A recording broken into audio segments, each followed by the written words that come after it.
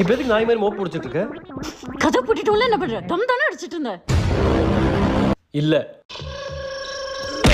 என்ன பவரா இருக்கா? யா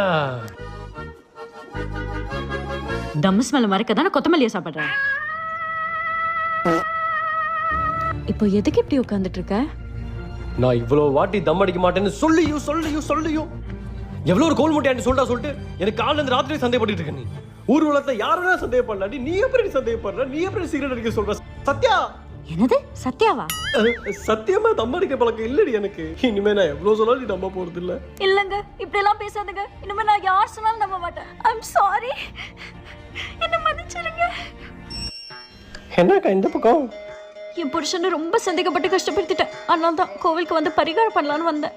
அட நிக்கிறாரே, அவர் தான் எனக்கு புருஷன்.